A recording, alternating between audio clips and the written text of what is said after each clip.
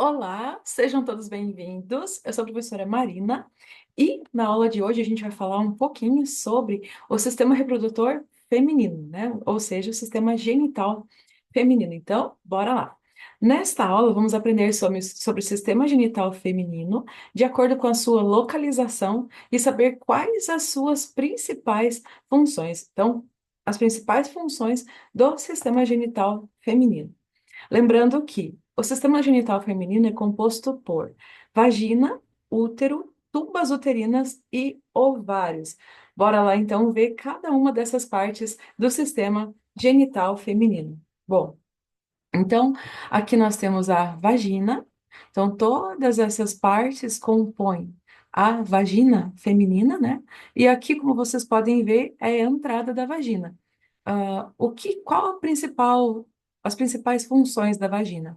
A vagina é onde ocorre a menstruação, o ato sexual e o parto também. Então, tanto a menstruação como o ato sexual e o parto ocorrem aqui, ó, nesse canal, né? Nessa parte aqui, que é a entrada da vagina, certo?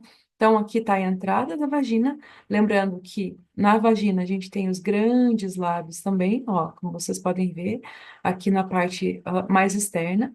Então, esses são os grandes lábios e aqui posteriormente os pequenos lábios, tá? Então, os grandes lábios, os pequenos lábios e aqui, ó, a entrada do canal vaginal, né? Ou seja, a vagina, canal vaginal, certo? Lembrando que as principais funções, então, é menstruação, ato sexual e parto. Então, tudo isso vai ocorrer no canal vaginal. A abertura da vagina é protegida pelos grandes lábios e pela vulva, como eu já mostrei ali para vocês, né? Estão os grandes lábios, os pequenos lábios e a vulva. Lembrando que a vulva faz parte dos órgãos externos da genitália feminina. Então, é toda essa região aqui, tá? Da parte externa da genitália. A vagina é repleta de terminações nervosas, o que permite a sensação de prazer durante a relação sexual. Então, em volta de toda a vagina tem várias terminações nervosas, e essas terminações nervosas conseguem, então, proporcionar o prazer, a sensação de estímulo durante o ato sexual. Lembrando que a principal parte que é responsável pela ejaculação, né, feminina, pelo prazer feminino, é o clitóris. Então, essa região aqui é o clitóris, que é responsável pela sensação de prazer feminino, ok? Então, por exemplo, na entrada da vagina, a entrada da vagina também pode proporcionar prazer por causa das terminações nervosas. Mas o que causa mesmo, o que faz com que a mulher tenha a ejaculação, sim, mulheres também têm ejaculação feminina, é o clitóris, certo? Então, aqui está a entrada da vagina e aqui o clitóris. E essa região aqui, ó, o primeiro buraquinho que aparece no sistema genital feminino é a uretra. Então, assim, pessoal, alunos do curso de cuidador, alunos do curso técnico de enfermagem, memorizem essa região, porque eu sei que uma das maiores dificuldades que a gente tem, por exemplo, na higiene, durante o banho de pacientes idosas, né, na região genital, é justamente localizar aonde que está a uretra e aonde que está a entrada da vagina. Então, sempre se baseie, pela parte da anatomia, né, e que a maior entrada sempre vai ser o canal vaginal, e a menor entrada sempre vai ser a uretra. E conforme a mulher vai envelhecendo, então os lábios vão ficando muitas vezes maiores, né? Então a gente acaba tendo que fazer um afastamento um pouquinho maior para conseguir chegar aqui na região da uretra, seja para fazer um procedimento, né, na parte da enfermagem com sonda de alívio. Então a sonda de alívio é nessa região que vocês vão introduzir, não aqui, tá? Então sempre vai ser na região da uretra e nunca na entrada da vagina. Só que, ó, a uretra, como eu comentei com vocês, ela vai ser responsável pela passagem da urina, né? Então, enfim, vamos pular essa parte, né? E logo ao lado, vocês vão observar que tem a glândula de Skene. Então, a glândula de Skene são glândulas responsáveis por liberar um líquido esbranquiçado ou transparente que representa a ejaculação feminina durante o contato íntimo. Então, sim, pessoal, nós mulheres, a gente também tem ejaculação feminina durante o ato sexual, né? No momento que atinge o prazer, que atinge o orgasmo. Então, também é liberado um líquido, né? Que é ejaculação feminina. Qual que é a diferença da ejaculação feminina para a masculina? Bom, na ejaculação feminina não há presença de espermatozoides, né? Então, é por isso que a ejaculação feminina, ela é muito mais clarinha. Ela não tem uma coloração ideal. Então, geralmente acaba sendo uma ejaculação mais clarinha. Então, logo aqui, como eu comentei, a glândula de Skinny, e abaixo, aí vai ter, então, a glândula de Bartholin. Sim, mulheres também ejaculam. O que que é ejaculação feminina?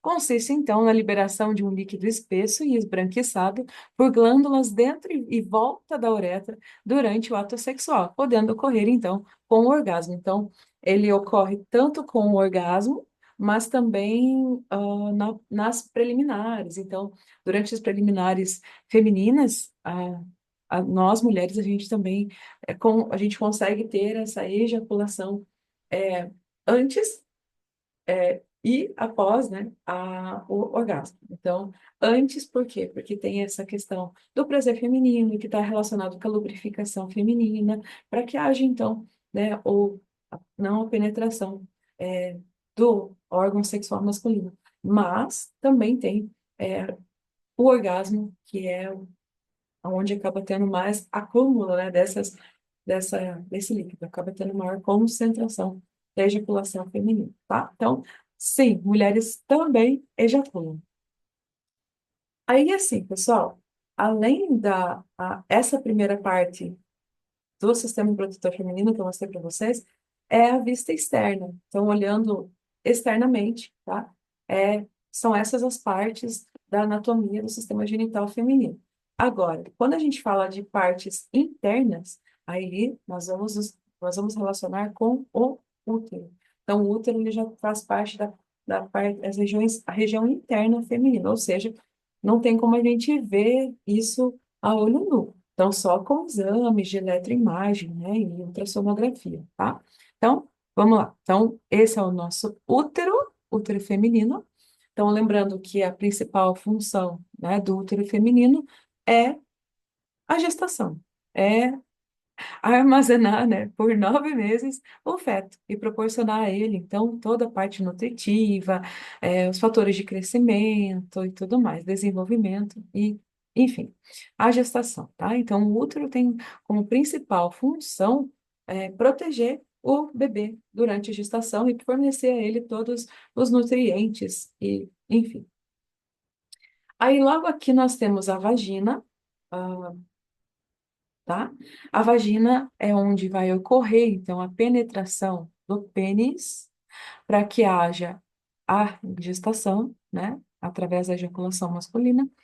Então, assim, pessoal, aqui nessa região vaginal, eu já vou comentar com vocês algo que também é um tabu. Muitas mulheres têm aquela. Não, não só mulheres, né?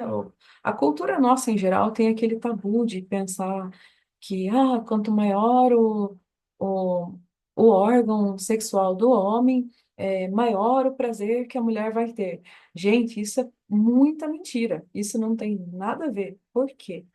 Porque assim como existem homens que têm um órgão maior, também tem homens que têm um órgão menor, e isso é normal, né? Mesma coisa para nós mulheres. Tem mulheres que têm o canal vaginal maior e tem mulheres que têm o canal vaginal menor.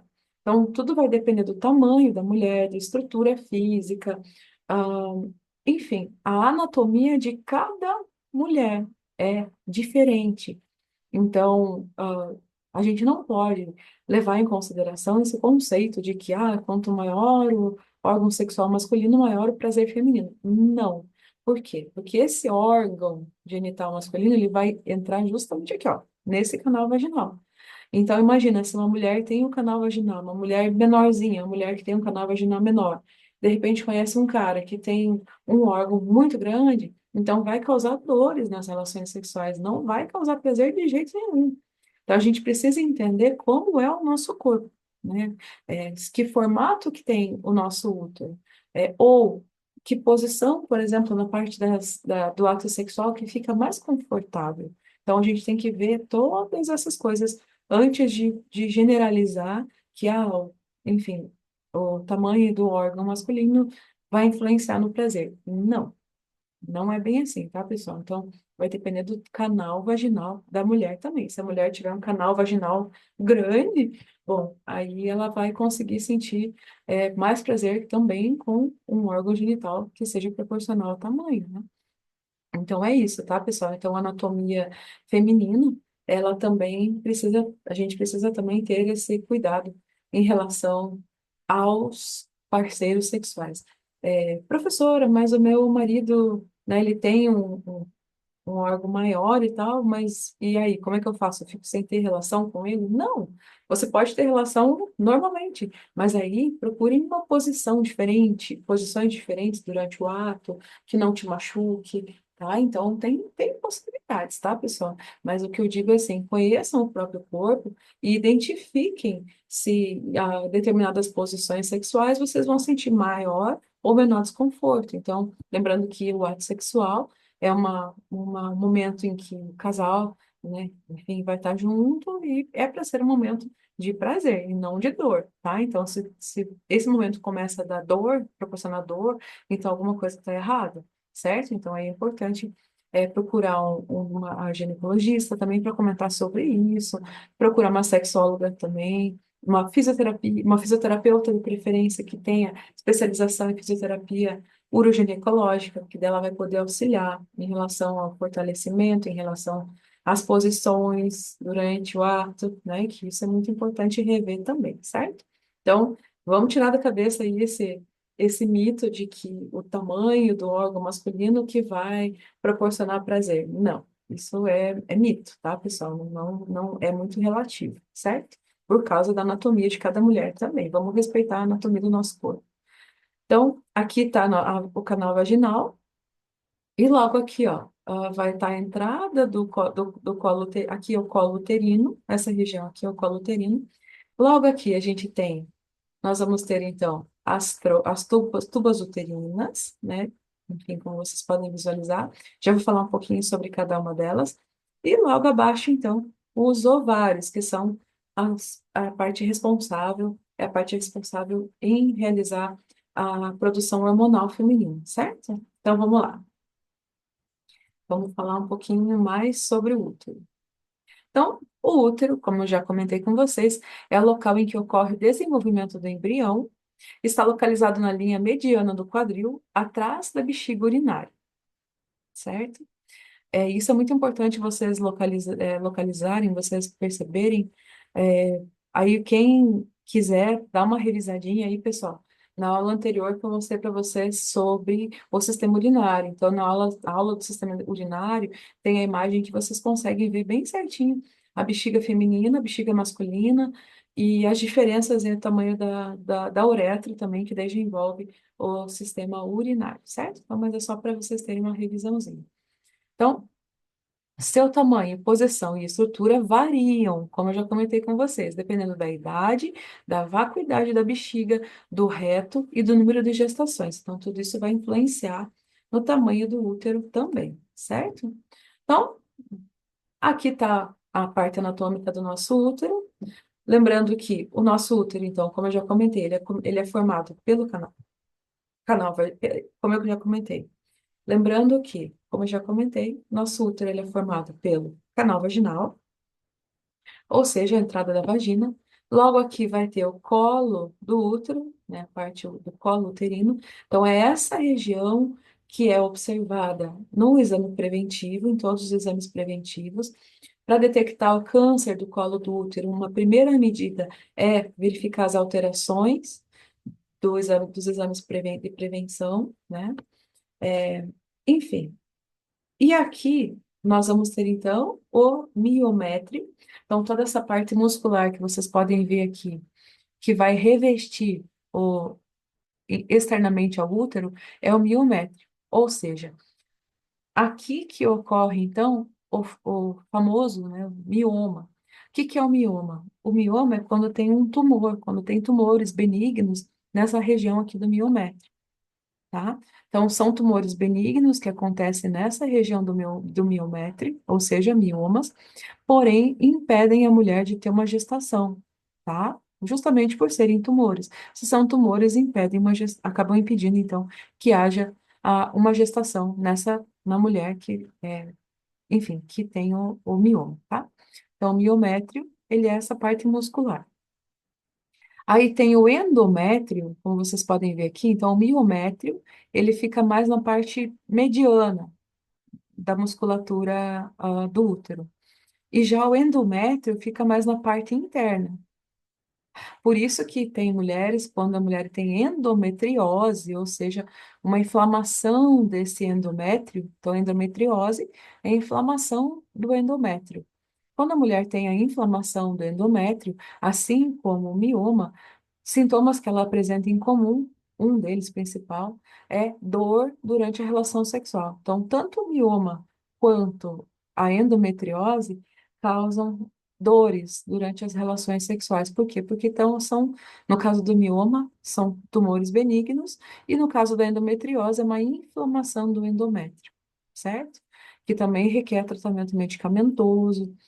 Muitas vezes, uma das causas pode ser alteração de método contraceptivo, então é importante estar sempre verificando com a ginecologista qual é o melhor tipo de método, né? Ginecologista e endocrinologista também, lembrando que é importante consultar as duas profissionais, tanto ginecologista como endocrinologista, para entender as possíveis alterações que podem estar causando, né? No caso da endometriose, né? Que tem algumas alterações que podem causar, por exemplo, ovário policístico, né? Então, são alterações hormonais que ocasionam endometriose também.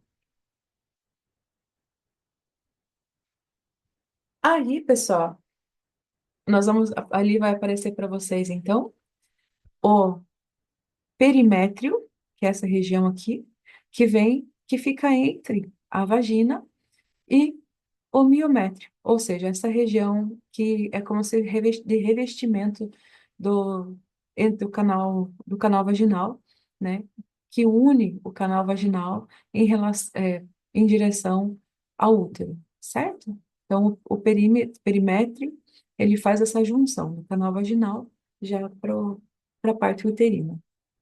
Como eu comentei com vocês, o miométrio, ele é a parte muscular principal aqui do útero, né, da camada uterina. Então, é uma camada intermediária constituída de musculatura lisa, possibilita as contrações no momento do parto, e durante a gestação as fibras lisas aumentam de número e tamanho. Por isso que mulheres, como eu comentei, que têm mioma, elas não conseguem engravidar porque vai alterar justamente essa musculatura lisa, que é responsável pela gestação, né? Pelas contrações no momento do parto, tá? E o endométrio, então, como eu já comentei, é a camada mais interna, que é formada de tecido epitelial altamente vascularizado e reveste toda a cavidade uterina na porção mais interna, tá? Então, o miométrio fica no meio, na parte intermediária, e o endométrio mais na parte interna, mas ambas são responsáveis pelo revestimento do útero.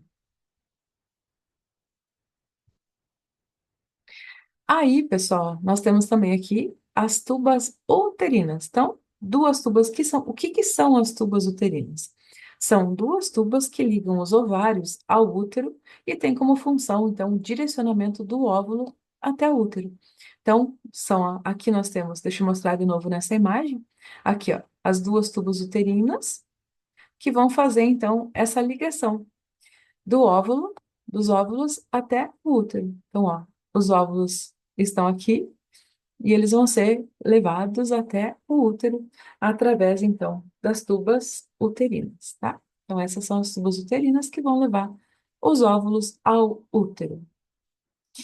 E, por último, então, vamos falar um pouquinho dos óvulos, que são produzidos, então, nos ovários. Então, os ovários, que são essa parte aqui, vão produzir os óvulos, que são como se fossem pequenos ovos mesmo, né? Ovinhos. óvulos. Então, o ovário produz os hormônios femininos, que são estrogênio e progesterona. E esses hormônios são responsáveis pelas características sexuais femininas, atuando também durante a gestação, tá? É, lembrando que assim, pessoal, o estrogênio e a progesterona são os principais hormônios femininos responsáveis pelo ciclo regular feminino, né? Ou seja, a menstruação e gestação. Porém, além do estrogênio e progesterona, nós mulheres também temos testosterona. Mas o testosterona é o testosterona feminino. Não é o mesmo testosterona dos homens. É um testosterona que nós mulheres produzimos. Por quê? Porque nós também temos pelos. Nós também temos pelos pelo corpo, pelos, né, nas regiões. E, além disso, a gente também produz massa muscular. Então, nós também precisamos ter massa muscular. Então, o hormônio que é responsável pela produção de massa muscular e pelos, tanto em homens como em mulheres, é o testosterona. Porém, quando a gente fala de ciclo menstrual, ovário, né, e óvulos e tal, a gente não comenta muito sobre testosterona, por quê? Porque o testosterona, ele acaba sendo produzido, enfim, pelo sistema endócrino, mas quando ele tem uma produção normal, feminina, não altera o ciclo menstrual. Porém, quando o ciclo menstrual é alterado, altera a produção de testosterona também. Então, por isso que muitas mulheres, quando apresentam ovário policístico, ou seja, que é o cisto ovariano, são cistos que estão aqui no ovário, no caso, ao invés de ah, hormônios regulados, então esse ovário policístico acaba tendo alterações hormonais, que acaba alterando também o nível de testosterona. Então, tem muitas mulheres que acabam tendo, né, outras alterações hormonais, além de estrogênio e progesterona, que é o caso do ovário policístico, tá? Então, só para vocês entenderem um pouquinho mais dessas alterações. Bom, então aqui, como vocês podem observar, que tem várias bolinhas, ou seja, essas bolinhas são representações do ciclo do ciclo feminino, né? Ou seja, do ciclo da menstruação. Então, aqui está a imagem.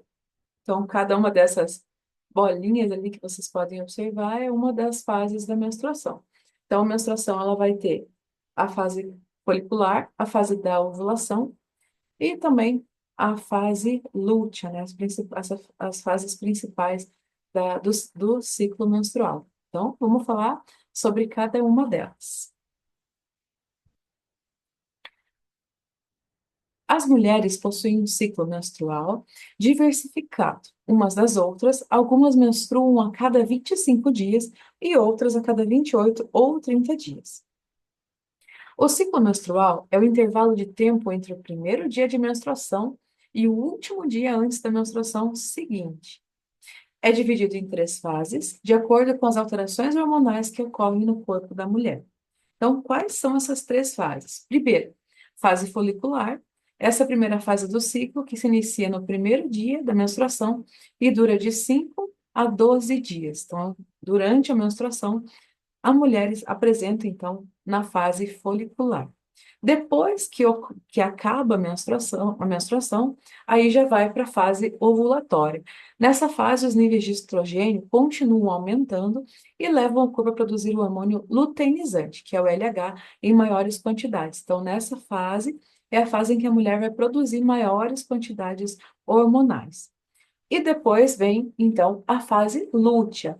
Na fase lútea, ela acontece em média nos últimos 12 dias do ciclo, e durante esses dias, o folículo deixado pelo óvulo dentro do ovário começa a produzir progesterona em maior quantidade, para continuar preparando o revestimento do útero para o caso de uma possível gravidez, certo? Então, essas são as três fases principais do sistema reprodutor feminino. Em relação aos ciclos, ciclos com intervalos mais curtos ou mais longos podem ser sinal de algum problema de saúde, como a síndrome dos ovários policísticos, como eu já comentei com vocês. Por isso, em caso de dúvida ou alterações no ciclo, é importante consultar um ginecologista. Lembrando que menarca é a primeira menstruação e menopausa a última menstruação. E a nomenclatura médica utiliza esses termos específicos para referir-se a essas fases, então, do ciclo de vida fértil de cada mulher. E, para terminar a nossa aulinha de hoje, eu quero mostrar para vocês aqui um pouquinho da anatomia da gestação. Ah, então, assim, pessoal, aqui é um bebê com 9 meses, né? Eu quero que vocês observem o posicionamento que o bebê tá e toda a parte anatômica da mulher. Ou seja, aqui é a parte do canal vaginal, lembram? A gente viu ali na imagem agora há pouco. Essa parte aqui também, a entrada da vagina. Então, toda essa parte é o canal vaginal e a entrada da vagina, e o colo, tá? Então, o canal vaginal e o colo uterino. Colo uterino, canal vaginal. Logo aqui na frente, pessoal, é a bexiga, bexiga feminina, ok? Olha o posicionamento que o bebê tá em relação à bexiga. Por isso que o bebê comprime a bexiga da gestante. Por isso que a gestante não consegue segurar o xixi. Então, é muito comum a gestante apresentar incontinência urinária por causa disso. Porque o posicionamento do bebê pressiona a bexiga da gestante, fazendo com que a gestante, então, não consiga segurar por muito tempo, né? Por isso que é importante procurar um fisioterapeuta, uma fisioterapeuta uroginecológica, para fazer bem certinho os exercícios de fortalecimento dessa região, tá? Do períneo. Aí, assim, pessoal, aqui, ó, como vocês podem observar, estão todos os órgãos internos da gestante, certo? Então, estômago, ó, aqui está o estômago da gestante, fígado, o fígado da gestante, diafragma, olhe como a respiração da gestante fica bem mais difícil, né? Então, diafragma, fígado, estômago, intestino, então aqui toda a parte intestinal da gestante. Então, o bebê, ele acaba comprimindo o intestino. Ele comprime o intestino e comprime a bexiga. Então, a gestante, ela vai ter incontinência urinária, por causa da pressão do bebê, e ao mesmo tempo, dificuldade, no caso, intestino preso. Então, por quê? Literalmente está preso, tá? Né? O intestino da gestante está realmente preso, né? Como vocês podem observar. Então, por isso que a gestante não consegue ir ao banheiro para evacuar. Então, na evacuação, ela tem uma dificuldade maior, certo? Então, a coluna da gestante, como vocês podem observar, muito comum a gestante começar a apresentar dores na região lombar, principalmente a partir do, do quinto mês, do quarto mês. Quinto mês, sexto mês, ela já começa a apresentar muitas dores na região lombar. Por isso que é importante também fazer, né, até uma massagem na gestante, para promover, então, um alongamento, principalmente ali da região lombar, um relaxamento da região lombar. Hoje em dia, existem várias técnicas para aliviar a dor da gestante, tá, pessoal? Então, importante buscar sempre é, conhecer sobre o sistema reprodutor feminino, conhecer sobre o próprio corpo. Caso vocês comecem a reparar que tem alguma alteração no ciclo menstrual, alteração hormonal, sempre procurem tanto o ginecologista para fazer todos os exames de rotina, além de outros exames que ele solicitar, e também o endocrinologista para verificar todas as alterações hormonais que possam estar interferindo no ciclo menstrual, tá bom? Então, é isso aí, pessoal.